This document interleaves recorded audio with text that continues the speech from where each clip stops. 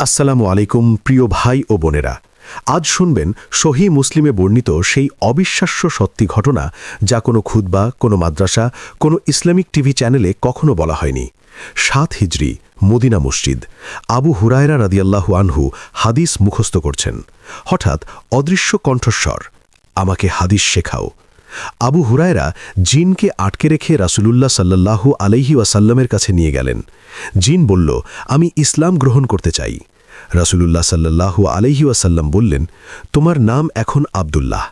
প্রথম জিন সাহাবী তৈরি হয়ে গেল, চিৎকার করে বলল, আলহামদুলিল্লাহ, আমি মুসলিম। আবু হুরায়রা বললেন, হ্যাঁ, এটা সত্যি, জিন আমার কাছে হাদিস শিখতে এসেছিল। তারপর অবাক করা কথা, রাসূল নিজে জিনের নামকরণ করলেন। জিনটি বলল, আমি তোমাদের সাথে থাকব এবং হাদিস শিখব। আবু হুরায়রা মদিনায় ফিরে এসে এই ঘটনা রাসূলুল্লাহ সাল্লাল্লাহু আলাইহি ওয়াসাল্লামকে বলেন। রাসূলুল্লাহ সাল্লাল্লাহু আলাইহি ওয়াসাল্লাম বললেন, আমি জানতাম জিনেরাও হাদিস শিখতে আসে, এটি আল্লাহর কুদরত। সহিহ মুসলিম 3074-এ পুরো ঘটনা আছে। মদিনার সাহাবারা এই হাদিস শুনে অবাক হয়েছিলেন। জিন সাহাবীর বিবরণ, রাসূলের বর্ণনা। ১. অদৃশ্য কণ্ঠস্বরে কথা বলে। ২. রাসূল নিজে নাম দিয়েছেন আব্দুল্লাহ। ৩. হাদিস শেখার জন্য এসেছিল। ৪. প্রথম জিন সাহাবী। কেন কেউ জানে না?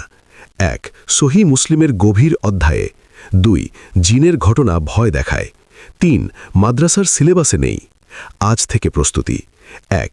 আয়াতুল কুরসি ১০০ বার পড়ুন। ২. হাদিস মুখস্থ করুন, জিনেরাও শেখে। ৩. ঈমান শক্ত করুন। ভাই বোনেরা, এই সত্যি ঘটনা সহিহ মুসলিম 3074-এ আছে। আবু হুরায়রা নিজে দেখেছেন। রাসূলুল্লাহ সাল্লাল্লাহু আলাইহি ওয়াসাল্লাম নিশ্চিত করেছেন। প্রথম জিন সাহাবী। সাবস্ক্রাইব করুন ইসলামিক 7, কমেন্ট করুন জিন সাহাবী, লাইক দিন, শেয়ার করুন। আল্লাহ হাফেজ।